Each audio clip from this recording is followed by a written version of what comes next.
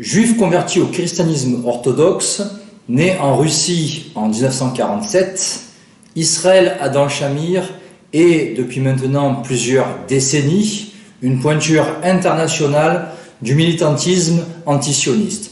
Il a notamment collaboré il y a quelque temps avec le célèbre Julian Assange pour Wikileaks. Tous ces articles sont régulièrement publiés en français sur le site Entre la plume et l'enclume. L'an dernier, ce pro-palestinien de nationalité suédoise a publié un livre intitulé « Au nom du Christ ». Sur 291 pages, l'érudit Shamir balaie de nombreux sujets sous l'angle historique, souvent religieux et spirituel, mais aussi politique. Au fil des pages, il nous fait voyager de l'art moderne à la situation dans l'Église orthodoxe orientale, en passant par l'opposition Église-synagogue, l'axe américano-sioniste, la relation étroite entre les États-Unis et Israël, la Palestine occupée, l'antichristianisme juif, Saddam Hussein, le Talmud, l'antiracisme, dont il dit à juste titre que c'est un racisme contre les autochtones, l'antisémitisme, le syndrome d'Aman, très intéressant ce sujet d'ailleurs, les chrétiens évangéliques aux États-Unis, qui sont d'ailleurs très influents, donc les Bush et compagnie, qui se disent chrétiens mais qui sont véritablement sionistes, la crainte de Dieu, le fait de s'accrocher trop à la vie et de ne pas assez aimer Dieu, l'affaire Dreyfus, sur laquelle il revient en détail, le noachisme, etc. Bien d'autres sujets encore. L'auteur évoque aussi son baptême, le prénom d'Adam, qu'il a lui-même adopté. Israël Adam Shamir fait partie de ces juifs cohérents qui, au lieu de rejeter le Christ, considèrent qu'il est leur Messie, d'où sa propre conversion.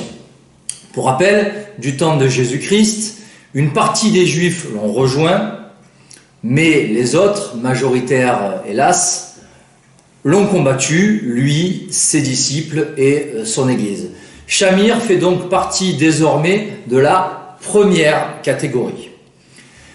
Sa démarche est méritoire, il faut selon moi mettre en avant ce genre de conversion sincère où l'ancien juif se détache du judaïsme qu'il renie ensuite et où il se sépare de la communauté organisée, ce qui demande nécessairement un certain effort et du courage face à la persécution de son ancienne communauté qui ne le ménage pas. On peut s'en rendre compte simplement en consultant sa fiche Wikipédia.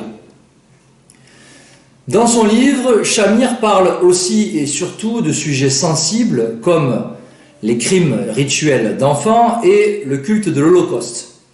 Il détaille parfaitement les 7 raisons de ce culte qui sont vraiment très bien argumentées. C'est vraiment à lire. Donc, sur la question judéo-sioniste, Israël Adam Shamir est certainement l'un des plus pertinents et des plus courageux de notre époque, avec Eugène Michael Jones et puis en France l'abbé Olivier Rioux et Hervé Ryssen. Shamir en vient du judaïsme et il en parle sans retenue ni autocensure. Il n'est point dans le propter metum judeorum, par peur des juifs, donc ses analyses sont tranchantes, elles font mouche, Israël est démasqué dans les moindres détails. À la page 16, il affirme « J'ai voyagé dans le monde entier et je puis vous dire que l'antisémitisme n'existe plus. En tant que juif, on peut se promener librement dans n'importe quelle cité, on est partout en sécurité à condition de venir en ami. » Voilà des propos qui tranchent avec la doxa dominante. Pour lui, à la page 34 de son livre, la mort de l'art est le syndrome de l'effondrement de la civilisation. C'est une intéressante réflexion. Shamir aime remonter l'histoire en soulignant des faits religieux. Il met le doigt sur des aspects de la communauté organisée dont on ne parle quasiment jamais. Alors surtout pas dans les médias dominants, mais y compris aussi dans la dissidence. Un Moser, par exemple, qui était un informateur. Le Midrash, des écrits talmudiques vraiment méconnus. Il livre de nombreuses analyses. Alors tantôt on va être d'accord avec lui, le culte de l'Holocauste par exemple, tantôt on ne sera pas d'accord, car il le dit lui-même, ce qui l'intéresse, c'est l'interprétation des faits plus que les faits eux-mêmes. Son livre « Au nom du Christ » a en effet quelques failles. En tant que patriote français de confession catholique, donc catholique traditionnaliste, qui assiste aux messes non unacum, il est naturel d'avoir certaines divergences avec un converti récent au christianisme orthodoxe. Mais divergence va rimer parfois avec indulgence lorsqu'il est question de son œcuménisme religieux, car nous ne sommes pas ici dans le même œcuménisme que l'Argentin Jorge Mario Bergoglio, qui est le grand ami des rabbins et l'ennemi des catholiques traditionnalistes. De confession orthodoxe, alors pour rappel, les catholiques considèrent les chrétiens orthodoxes comme schismatiques depuis la séparation des églises d'Orient et d'Occident en 1054. Donc le principal point de fracture de cette séparation fut d'ordre théologique, c'est le filioque, puis ensuite l'engagement dans les croisades. Donc Israël Adon Shamir est de confession orthodoxe. Il prend le parti de l'Église catholique face à l'ennemi judéo-sioniste. C'est un peu l'Orient qui approuve l'Occident en matière de foi, mais sans se renier.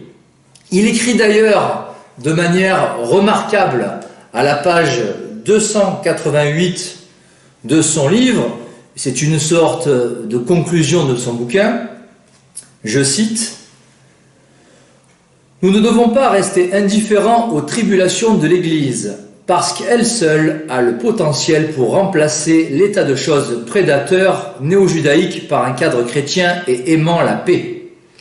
L'Église affirme la primauté de l'esprit et de nos capacités d'origine divine pour la pensée et la reproduction. De telles opinions chargées d'espérance sont anathèmes aux yeux de nos maîtres du monde. Au niveau le plus profond, l'Église est le principal adversaire du mal dans notre monde. Les despotes ont constitué une sorte d'église concurrente, l'église des ténèbres. Et ils ne souffriront pas de compétitrices. Mais tout dominants qu'ils sont, ils ne sont pas tout-puissants.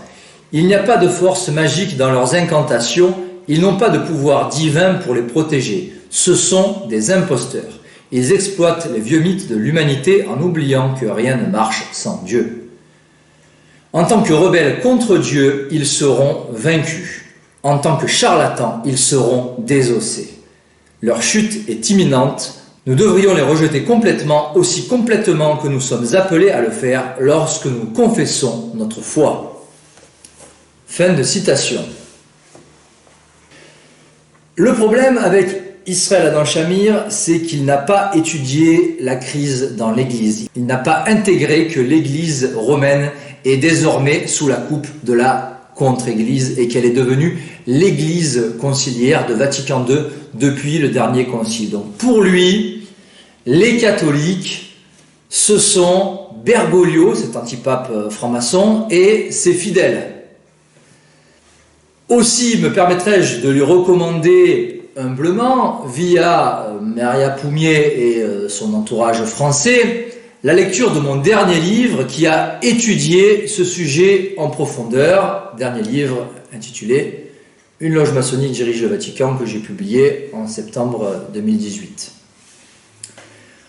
Autre point de désaccord, Israël Adon Shamir adhère à la gnose de René Guénon à la page 112. Pour lui, il existe 3 églises qui doivent s'unir face au tout-puissant judaïsme politique. Son esprit œcuménique le pousse probablement à regarder uniquement les points communs, les points convergents entre ces différentes églises, entre guillemets, et non les points de fracture. Aussi écrit-il à la page 127, « l'Église catholique et sa sœur l'orthodoxe sont l'islam de l'Occident. » Un catholique ferme sur les principes et attaché à la tradition, c'est-à-dire à ce qui a été toujours cru et enseigné par l'Église depuis 2000 ans, donc un catholique traditionnaliste, ne peut approuver une telle position. Chez Israël Adam Shamir, on sent que cela part d'un bon sentiment et que son erreur provient d'un manque de rigueur doctrinale, car Israël Adam Shamir n'est pas un doctrinaire. Le gros point noir de ce livre, pourtant excellent à 95%, le gros point noir vient selon moi de son éloge du communisme. Dans le chapitre « En défense des bolcheviks », Israël Adam Shamir minimise le nombre de morts durant la dictature stalinienne en se basant sur les chiffres du procureur général à Khrouchtchev. Il oublie la très forte proportion juive dans le bolchevisme, il la mentionne à peine, d'où le terme, je le rappelle, de judéo-bolchevisme. Pour rappel, le bolchevisme n'a jamais fait les intérêts des Russes et de la Russie, et encore moins de la famille royale du tsar Nicolas II, qui fut assassiné par le juif franc-maçon Jurovski en juillet 1918 sur ordre de Lénine, qui était lui-même un haut initié franc-maçon. À la page 205, toujours en opposition au judaïsme international, il écrit « L'ennemi est si puissant et ses projets sont si diaboliques, nous avons besoin de toutes les forces qui intègrent l'humanisme marxiste et l'humanisme chrétien pour sauver l'humanité. » L'auteur antisioniste cherche ici à concilier deux concepts opposés et irréconciliables. Alors, certes, l'ennemi est surpuissant, ok. Mais la vérité qui est une ne doit pas s'allier avec l'erreur. Rappelons à ce propos que le christianisme est un exotérisme accessible à tous, qui est centré sur Dieu et non sur l'homme, contrairement à l'ésotérisme luciférien des loges maçonniques. Comme le dit d'ailleurs le célèbre acteur Al Pacino dans le film L'Associé du Diable, un film que je recommande, Satan est un humaniste. Il est centré sur l'homme, qu'il flatte, il est contre Dieu. Il est centré sur l'homme, mais pour l'amener à sa perte, pour égarer les âmes par le mensonge. Israël Adam Shamir fait aussi erreur lorsqu'il affirme que les Juifs n'avaient pas de sentiment particulier sur l'Ancien Régime. Il écrit cela à la page 271. Or, nous connaissons toute la haine talmudique et le statut à part qu'ils avaient lors du Moyen-Âge, du temps des rois chrétiens. Et cette haine talmudique est restée, elle n'est plus à démontrer, c'est désormais un acquis. De plus, si le capitalisme judaïse les chrétiens, en effet, la doctrine athée du communisme n'a jamais christianisé qui que ce soit. Rappelons aussi que le communisme a été condamné par l'Église le 19 mars 1937 dans l'encyclique Divini Redemptoris publiée par le pape Pie XI qui qualifia cette doctrine d'intrinsèquement perverse. En conclusion, l'exemple d'Israël Adam Shamir est intéressant à plus d'un titre. Il nous rappelle que l'erreur est humaine, que la perfection n'est pas de ce monde, mais quand l'intention est bonne, elle est à encourager. Il y a beaucoup de bonnes choses dans son livre à retenir. Son livre « Au nom du Christ » est à lire, mais avec un esprit critique, sans selon moi le valider totalement. Il vaut le détour. Israël Adam Shamir n'est pas Jésus-Christ, ni le pape de la Sainte Église catholique en matière de foi et de mœurs. Il peut se tromper, tout comme moi, tout comme vous, qui m'écoutez. En tout cas, son travail d'ensemble antisioniste est vraiment de qualité. Il est digne d'intérêt et il mérite, selon moi, d'être soutenu.